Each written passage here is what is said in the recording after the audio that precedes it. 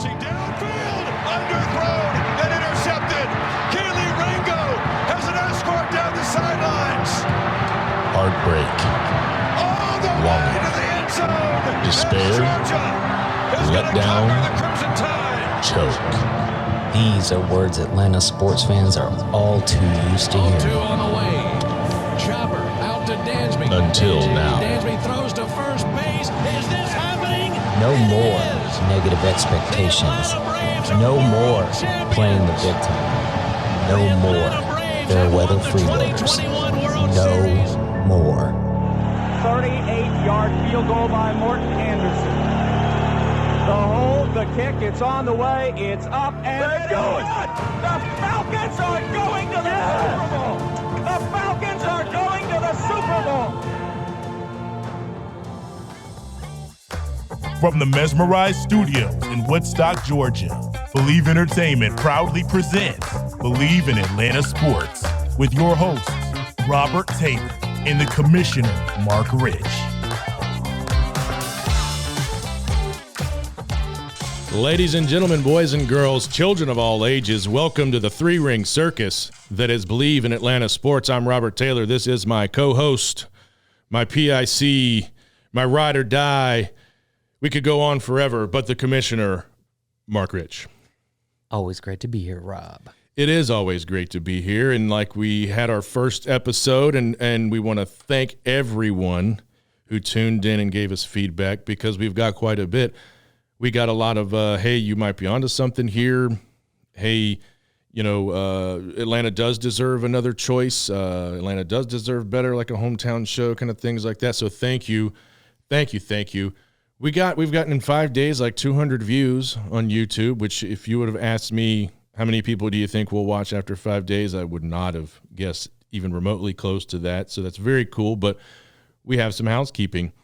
And we got to remember to slow down a little. At least I do. I was so excited. It's very exciting. So excited and amped just to get this thing off the ground and get it rolling. You would have thought I had been in the bathroom at a Studio 54 back in the day or something because I was just on and on, just jumping around in my seat. Geeked up. I was. So we got some questions after that first episode. People said, who's Braun? Well, Braun is the founder of the feast, so to speak, at Bleav. He started the whole thing. He's the founder, the CEO, the big wig. And I'm going to call him out a little bit because they released the odds for winning the World Series. And Braun's an LA guy, so he said, go Dodgers. So I'm going to challenge you, Braun. We got to get some sort of friendly bet going since we're Braves fans, you're Dodgers fans. Like maybe you come on our show in some Braves gear or something, or maybe we go on a Dodgers show. We'll cross that bridge when we get to it, but I'm challenging you now and I'm calling you out. It's been done. So there you go, Braun. And we forgot to thank probably, I don't want to say the most important person, but he was a big piece to this thing happening, and that's Nick Kreider. We forgot about him last time, and I'll tell you why. I did a podcast called Falcons Flight previously with Bleav, and it kind of fizzled. It went by the wayside. That happens in life. And I was having fun doing that. And I'm sitting around one day. I went back to school at University of Michigan. Georgia fans, I know, but it's a great school. It's for cybersecurity. So I'm sitting around one day just thinking like, man, I want to do podcasting still, the broadcasting media. It's really fun. As the young kids say, I was going to shoot my shot. So I emailed him and Braun, and I said, I'm not sure where we're at with Falcons Flight. I don't know if the main host and the producer wants to continue, but I would like to. And a little time went by, and I was like, well, I took a chance. Well, lo and behold, Nick says, hey, man, that sounds great, but what if we rebranded and you did 3 to 5 shows a week and it was all Atlanta sports? And I was like, wow, okay, you bet. And I called Mark, and that's kind of, where we're coming from. So really thank you, Nick, so much. Thanks, Nick. Yeah. And, before that, because we were all over the place, Mark and I had a podcast in my basement of my old home called The State of Sports. So that's kind of where we started when we got into this thing of, I think we could probably, do just as good a job as some of these local shows, and let's throw our hat in the ring. So here we are. Also, was just really fun. It is extremely fun. We have a pin this week. We have some show notes, so we're moving up in the world. We're going to have some good graphics for you. We're going to have some other cool things. So this is just the beginning. So please interact with us. Tell us what you like. We'll drop all the Twitter and the stuff later, but let's get down to business. Just to clarify real quick, you mentioned the University of Michigan. Rob knows where his football bread is buttered, just in case anybody was questioning that. I definitely do. We've also made some connections. We're going to have some guys on here. Will McFadden, Bleav Falcons. I believe he writes for the Falcoholic, if I'm not mistaken. We're going to get him in here. And forgive me, Mark will probably know, but there's a Georgia podcast. It's Israel Troop, and I want to say his name is – sorry. I think his name is Ben, but I'm sorry we don't have that information. But we've got connections, and we're going to have those guys on. And another question I got was, what's up with this guy here, our buddy E.T.? Well, just E.T.'s your buddy. E.T.'s your friend. You know, he was there for Elliot in his time of need. But I made this in my grandmother's ceramics studio in her basement in Nashville, Tennessee, when I was 4. So I just said, you know, trying to get our slice of the Atlanta Sports Talk pie. I could use a little luck from Grandma because she left us a while back, and he's just here. So, and he's harmless. Look at him. He doesn't look threatening in any way. Some people say he's creepy, but eventually he's going to be answering calls and screening calls for us. Yeah, and he's going to be out when we start getting out and do remote stuff. ET's coming with us, man. I'm going to give him a little Braves hat. We'll get him a little. Mark can put some kicks on him. Mark's a shoe guy, by the way. He loves the shoes. Not today. Don't pan down. Yeah, today's a pre-work show. And you know, that's another thing too. We are doing this for free right now. We hope to make a little scratch off of this later, but we're doing this for you, Atlanta. Because we love you, we love our teams, and even if we never make, you know, a nickel from this, I'm still going to keep coming in as long as Tim and Jared from Mesmerized Media let us use their studios. They have left us here by ourselves, by the way. There's nobody in here. To our own devices. We have a production assistant out in the hallway, but they have shut us in this studio, so it could get weird. We got to fill up 45 minutes of time. So, but let's get this thing rolling. I think our housekeeping is done. I don't think we have anything else to cover, but we got a big rock to kind of move out of the way. First and foremost, we want to tell you this is an Atlanta sports show, but Cam over at Bleav, he kind of reaches out from time to time and says, hey, if there's a kind of a big kind of national story you want to touch on, you know, like, you know, NBA finals or hockey playoffs, you know, any kind of thing like that, something that's kind of generating buzz on social media. And there's been a big one lately. And everybody from Joe Rogan to Howard Stern to whoever has kind of thrown their hat in the ring and offered their opinion, you know, some advice or whatever about the situation. And that's the whole Britney Griner thing. And some people will say it's controversial. I, for one, don't think so. And we'll get into that. We're just going to kind of sound off and tell you what we think. I think there is a false narrative that goes around that she's some sort of victim. And love it, or, you know, like it or not, love it, hate it, whatever, she isn't. This is about accountability. It's not about what you think marijuana laws should or shouldn't be. It's about the law. And when you break the law, you have to be held accountable. And not only did she break the law, Mark, she went into a hostile nation. Mother Russia. Yes. Home of Ivan Drago and amongst others. And vodka. Yeah, vodka. There's, I mean, what, the potato and wheat. I think you can use both to make vodka. So, and she took illegal drugs. Now, again, it's not about what you think about how that's fair or not fair. Life isn't fair. She willingly chose to do that in that country, and she's got to pay the price. I don't agree with Russia, but it's Russia. It's their country. It's no different than if I go to Colorado here. It's perfectly legal. But if I can bring it all back to Georgia and I get caught, I'm caught. It's no different. Like, it's no secret that I'm a concealed carry guy. And make no mistake about it. We don't want anybody to be stuck in a Russian prison. Nobody, not at all. But it's not what it's being made out to be. It sucks that it's happening, but it's happening for a reason, and she caused that reason.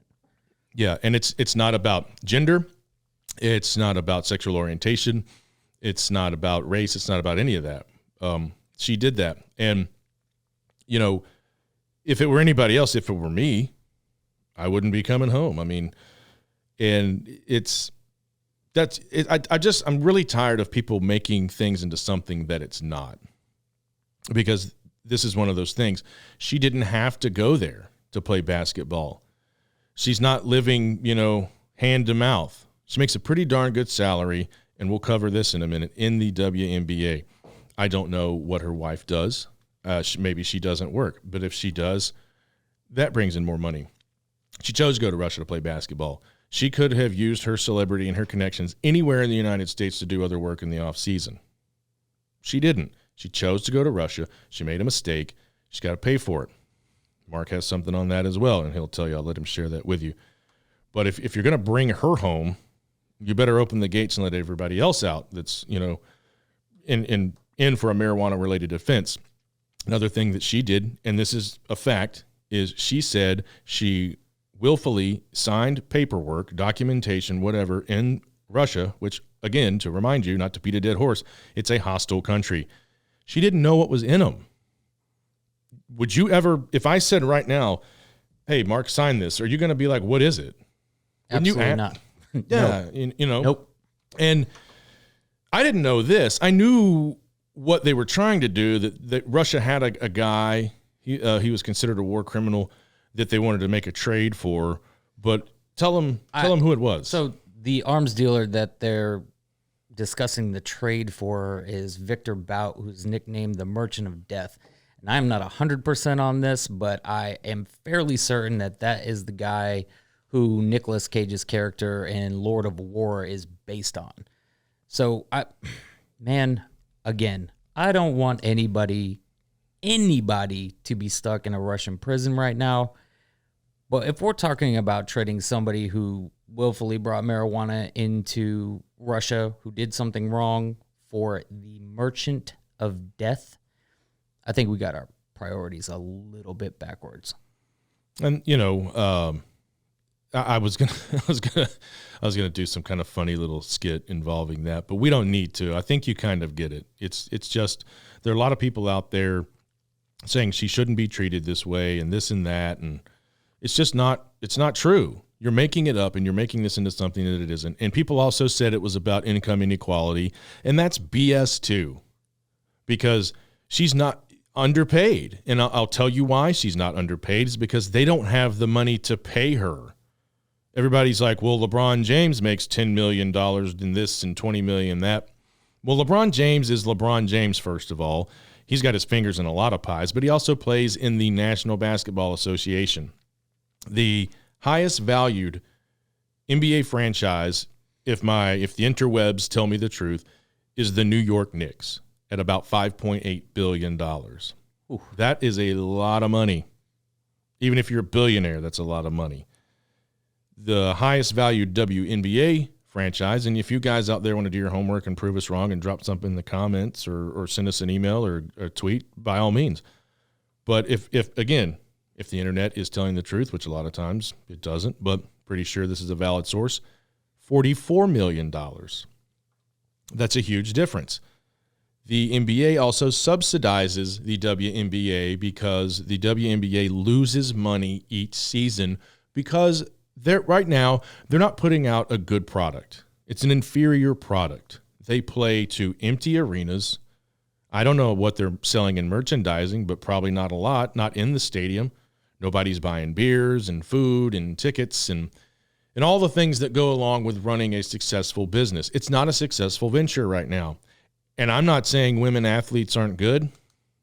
I loved watching women's basketball. I don't watch a lot now, but when Pat Summitt was running the Lady Vols, that was some exciting basketball. From Connecticut. UConn, let's not forget. Husky women.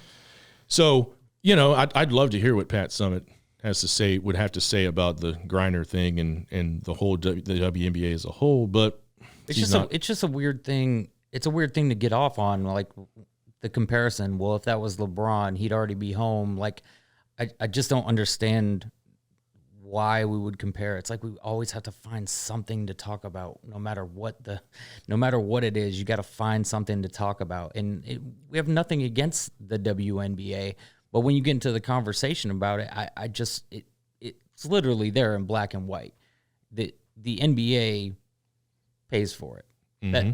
That's all there is to it. Like, if you think man, I'm sorry, I don't even know what to say. It's like it's a dumb conversation. Do I wish we lived in a world where everybody could get paid the same and everybody could make millions and millions of dollars? Yeah, sure, that'd be great.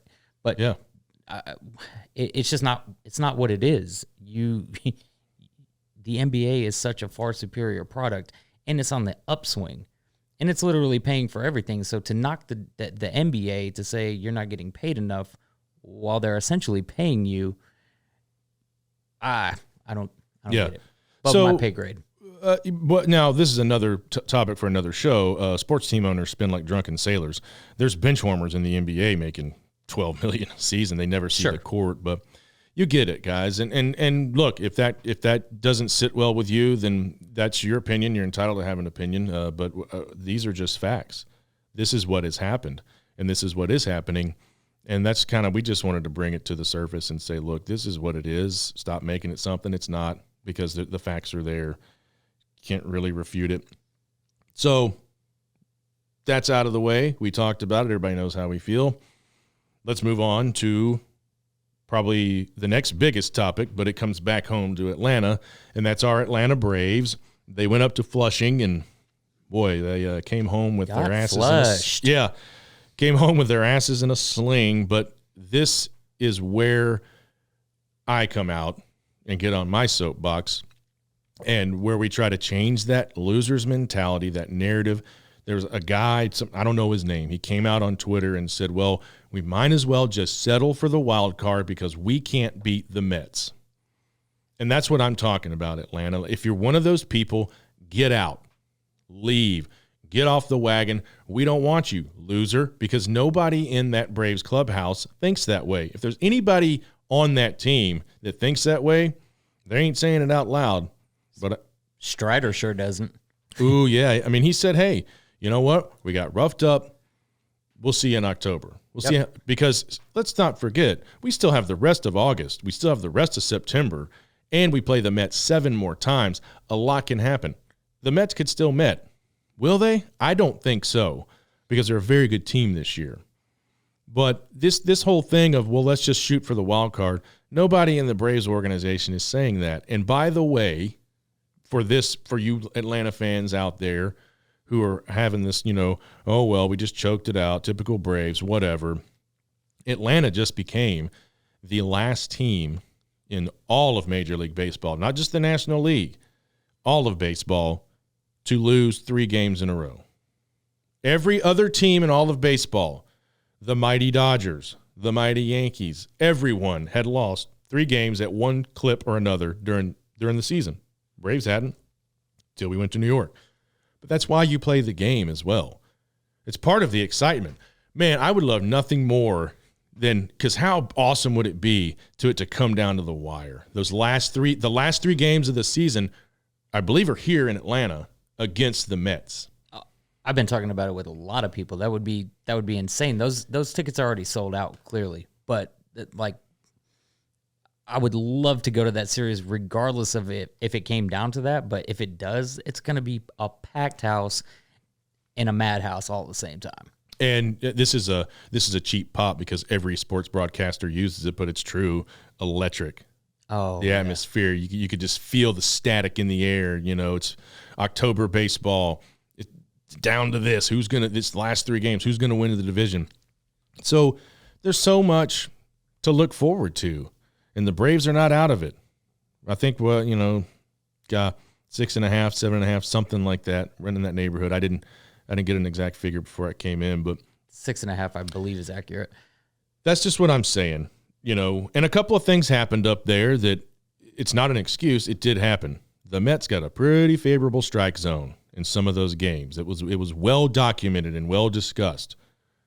Some people will say, like, well, you adapt and adjust. You have to overcome that. But it does affect the game. It's hard to overcome, but that shit happens. Mm-hmm. It does. So, keep your heads up. Support the team. I know there's some people out there that have already put their Braves gear away. They're done. They already said, oh, well, typical old Braves, but that's the kind of stuff we're trying to avoid. I'm still all in because guess what? You know what would be even sweeter? If we let the Mets win the East. Then let's just go on a wild card run and stick a dagger in their heart and say we don't need the East to win it all. We don't need the East to advance. That'd be even more Met-like. It's nice to have it, but it's not necessary. Yeah, because hey, let's not forget the Florida Marlins have 2 titles and they were the wild card. Because at the end of the day, and this is another thing Atlanta fans don't think about either.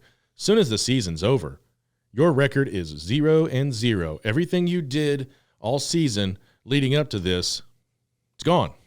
That was the regular season. This is the postseason.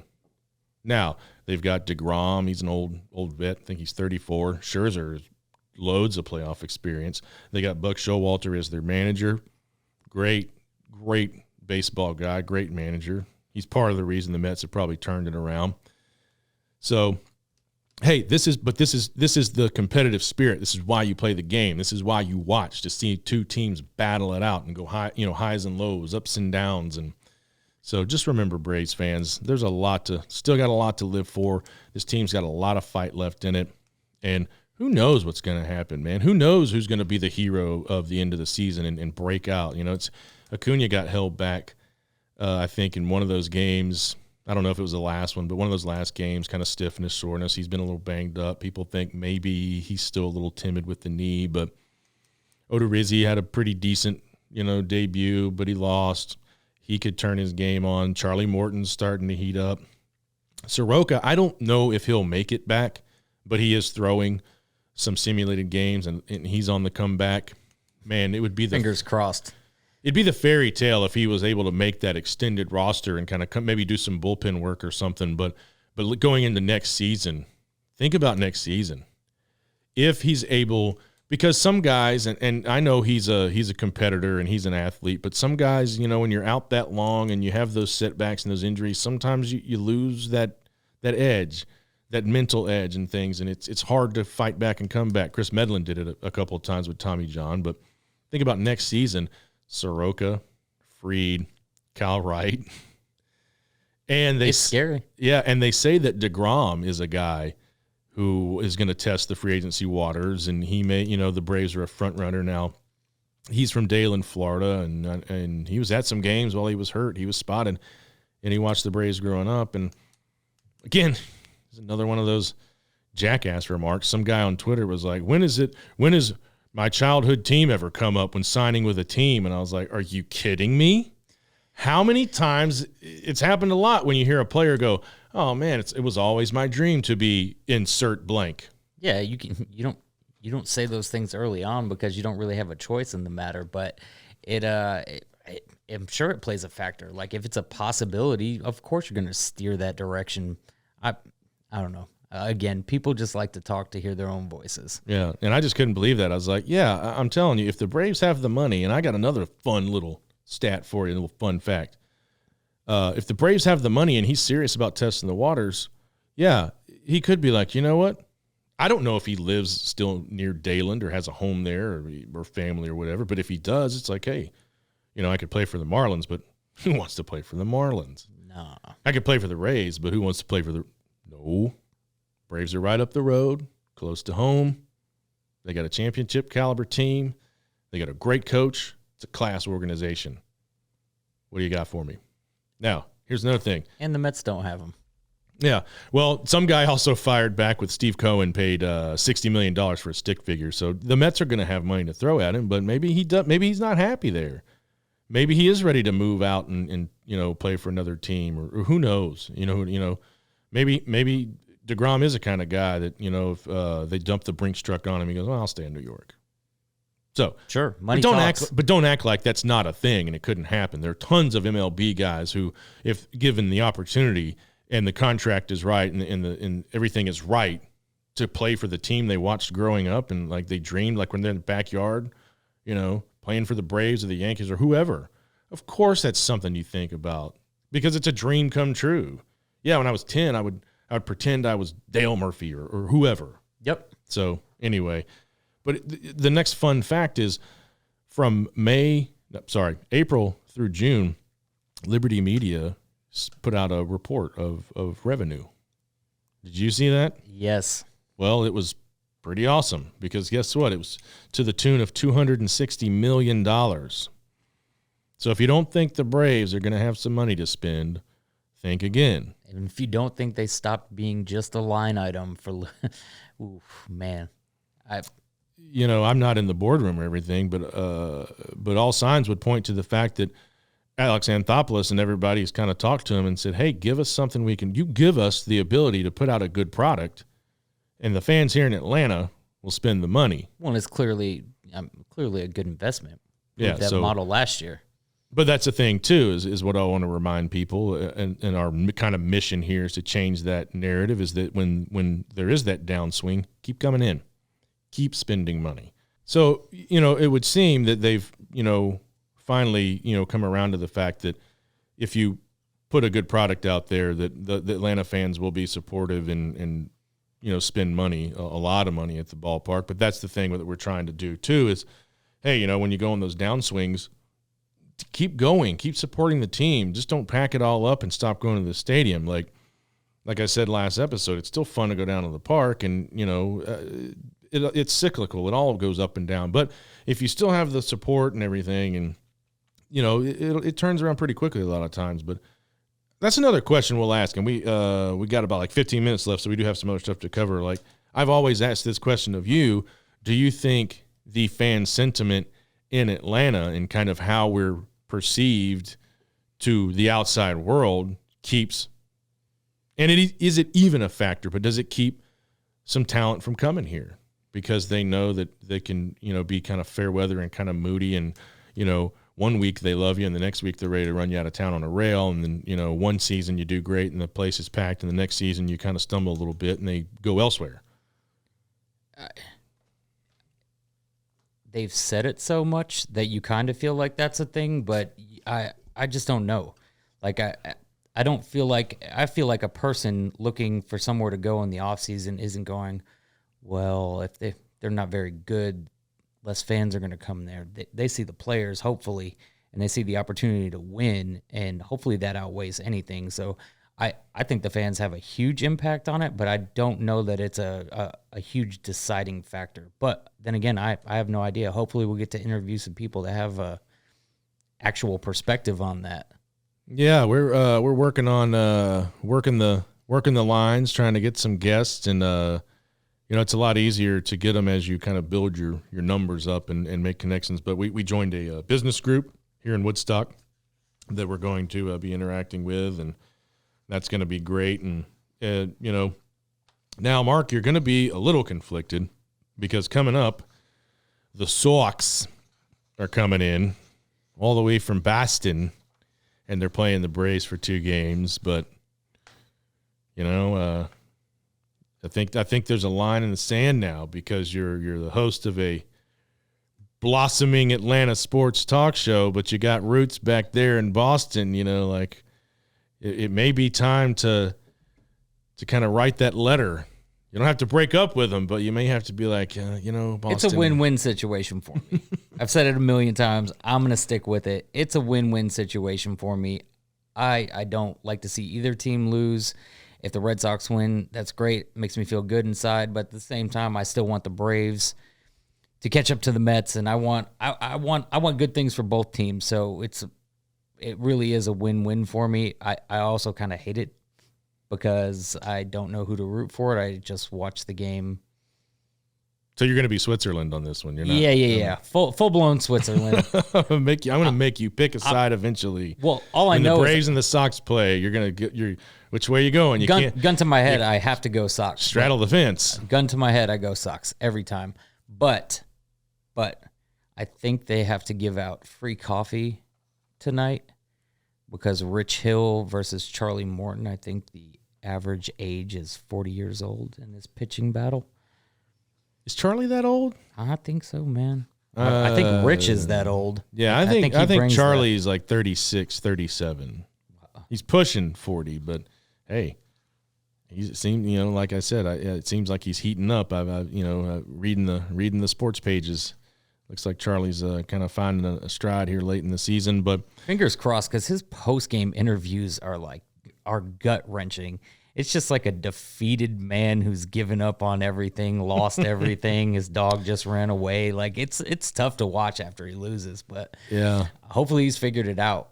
But some guys too, just like Greg Maddux, he was just kind of, even if he won or lost, he was always just kind of the same guy. But you knew, well, like, I went out there. Greg Maddux was a psychopath. Like, you just saw what was going on behind those dead eyes that he was talking to you with. I don't see the same thing in Charlie, but I definitely see just like a very, very upset man after some of those games. Yeah. Well, I think we'll move on from Atlanta because, man, I could talk about the Atlanta Braves all day. I think probably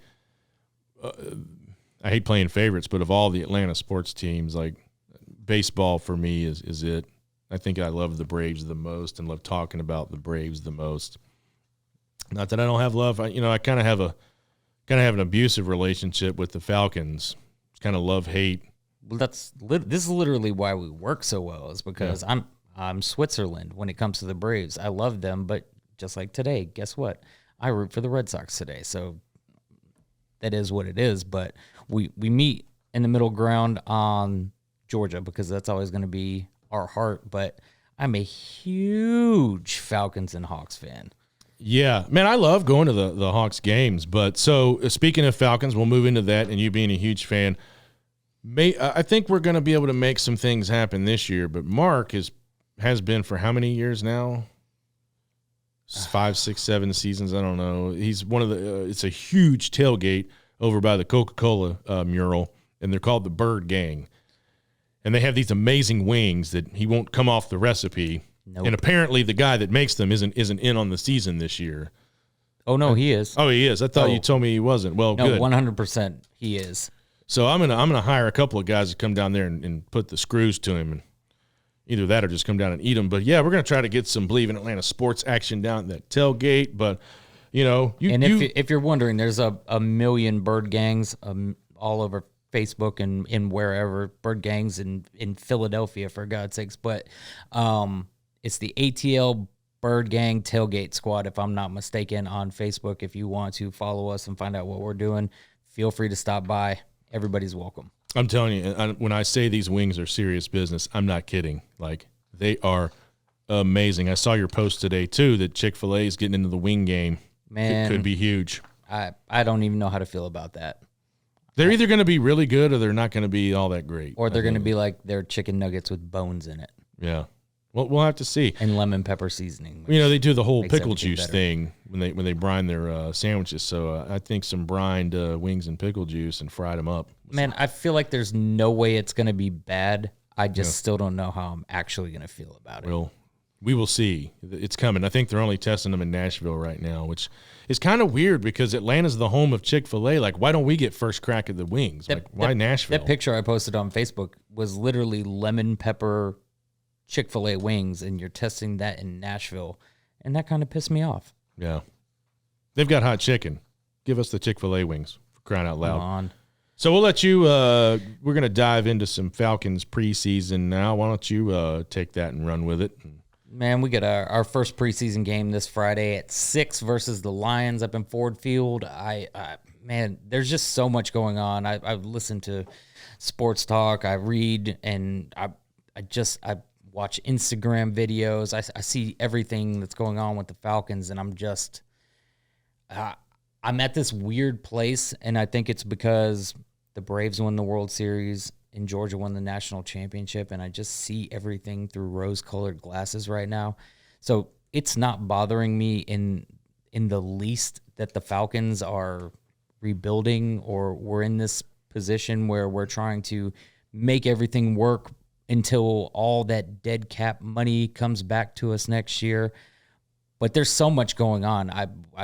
And people have mentioned this on the radio, but like, we are one of the most interesting teams in the offseason because there's so many unknowns. There's so many position battles. There's so many question marks. We added so many new pieces.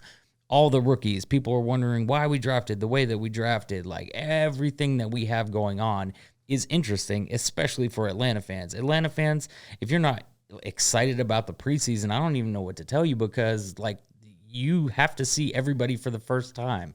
Like, you got guys like Richie Grant is one of the guys I'm most excited to see, because I was really excited when we drafted him. And apparently it took him a moment to grasp Dean Pease's defense, which apparently isn't that easy of a thing to do. But he's a guy, lots of talent, hard hitter. I can't wait to see where he's gotten to in his year and a off season of play. Our quarterback battle.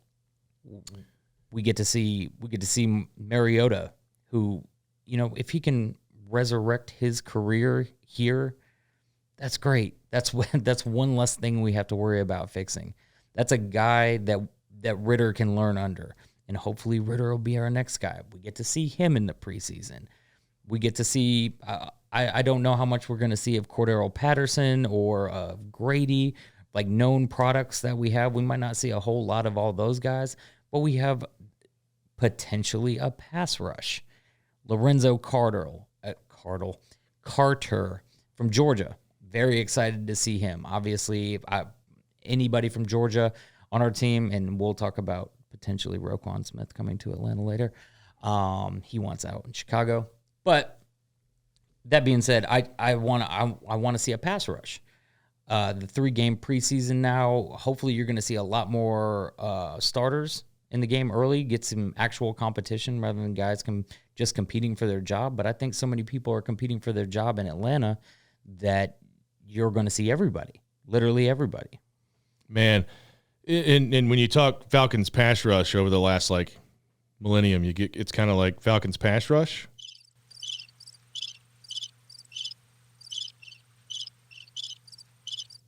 Because it's been John Abraham, literally was the last time. Patrick Kearney and John Abraham. I would like to see Mariota kind of have one of those Cordero Patterson-like revivals here in Atlanta.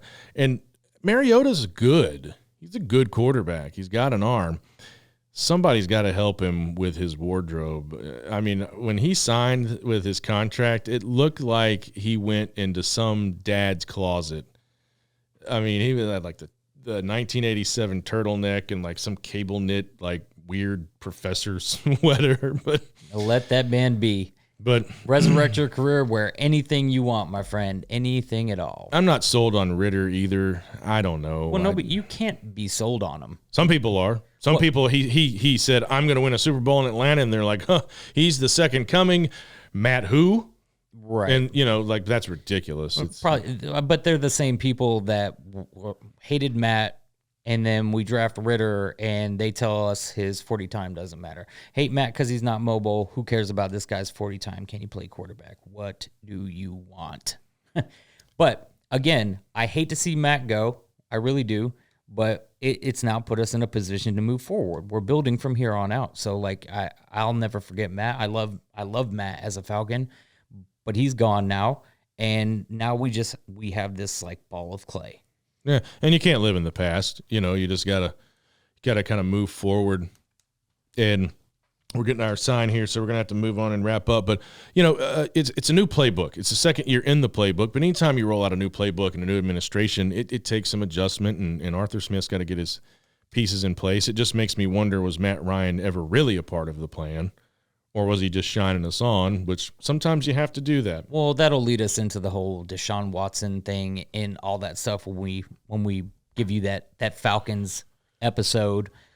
Well, we're going to talk about, and you got to tune in to further episodes because I have a really interesting person to talk about, and maybe we can get them on. And if you want to deep dive more and get more Falcons, tune in to Will McFadden's, Bleav Falcons. But I'm going to tell you, and we're going to do a piece about the most important person in the organization, not named Arthur or Terry. And this person, when you talk about dead cap space, they do a lot. And if this team wins a championship or gets back, to the NFC, whatever, they're going to have a big role in it. They're going to be a person you want to, say, hey, thank you. And I don't think a lot of USA Today, some other people are predicting the Falcons to go 2-15. I don't think they're going to be that bad. It's just a big question mark. We don't know what's going to happen. We don't have enough time for this, but there's three scenarios that I see playing out for the Falcons, and we'll get into all that on our Falcons episode. But there's three scenarios, and I'm going to be okay with either one of them that happens. So we are winding down. I said before we started recording today that 45 minutes is a lot of time to fill up, but boy, did we ever. So Hawks, we got to talk about this one little Hawks thing because it was pretty funny. DeJounte Murray just clowning on Paolo, and you were saying how we're going to have the most hated backcourt, and it's going to be exciting to watch the guys this year. And I believe we do have ownership that's committed to getting the Hawks further up the playoff ladder, because people don't realize the Hawks made the playoffs for a decade straight. Yeah, Tony and Jamie are all about it. That's 100% sure. Like they're at all the games. It's fun. It's different. Like the Atlanta Spirit Group, the stink is gone. Like it's a lot. But the whole DeJounte Murray, Paolo Banchero thing is crazy because if you watch the clip online, he essentially ball fakes the hell out of him, gets him off his feet, then throws it off the backboard and just yams on him in a Pro-Am out in Seattle, if I'm not mistaken. But apparently they had known each other beforehand, and they shot back and forth on Instagram. And I don't know. I read something on Facebook. Some guy commented in one of these Hawks fan groups, and he said, I hope that DeJounte Murray isn't some loose cannon that was just under wraps for the Spurs. And I'm just sitting over here thinking, I hope he's a loose cannon that was under wraps for the Spurs. Like, I want to win. I don't care if anybody likes us. I want to win really bad. And they look like they're going to be entertaining. The highlight factory seems like it's going to be back in full effect. I cannot wait. Hey, man, hey, we can be the bad boys like the Pistons. I don't care. Please. Let's be that. They won. We got kind of the tough guy image down here in Atlanta anyway, but you said Atlanta Spirit. I'm going to tease you with something. I'm going to throw a little nugget out there at you, because we went to this, like we said, we went to this networking event, just trying to get our name out there and meet people and work up guests and just get buzz building around what we believe is, see what I did there? Bleav. Is going to be, we think we can make this pretty good. We think people are going to tune in. We think Atlanta's going to respond to this show. We met a guy. He worked there, and he was getting us some coffee, and he was from Buffalo, and we started talking about hockey, and he said, I can't say much, but I know some people in the hockey world, and I have some connections, some friends, and he looked us dead in the eye, and he said, I'm just saying, I'm not saying for sure, don't rush out to Twitter or anything, but he said, don't be surprised if another NHL franchise finds its way to Atlanta. And boy, howdy, I was so happy, because I like hockey, and I didn't think it could happen because we've already had 2 failed franchises. But he said it. He said he couldn't say much. It's kind of very cryptic, but something to keep your ear to the ground for and kind of scour the back pages of the internet. You feel like it's been like a proper amount of time for another go at it? Because I do. For a while, like I just thought there's no way. Thrashers have been gone a hot minute, and it wasn't the organization. It was the ownership group that was a complete mess that couldn't get on the same page. So it wasn't like the team was garbage or the city didn't support it. There's a whole different vibe in Atlanta now, though. There's a whole youth movement not everybody on the Falcons is young per se, but it's a lot of new faces. But the vibe is just totally different now. It's not still. It's not old. It's lit. It's lit in Atlanta. Things are changing in the city, and there's a different vibe around our teams. And then we're going to keep talking about that, but we are slap out of time. We've probably gone over, but thank you for tuning in. Thank you so much. Just don't forget, you can find us on multiple platforms: Spotify, Google, Apple, Stitcher, iHeartRadio. We're on YouTube, Facebook, Instagram, Twitter. Hit the like, hit the subscribe, interact with us. Tell us this show is for you. We want to do this for you. We want to know what you want to hear, what you want to see. You can find us at BleavATL66 on Twitter, BleavATL66@gmail.com. Let us hear you. But for now, we got to go. But we'll see you next time, Atlanta. We are out. Do you believe?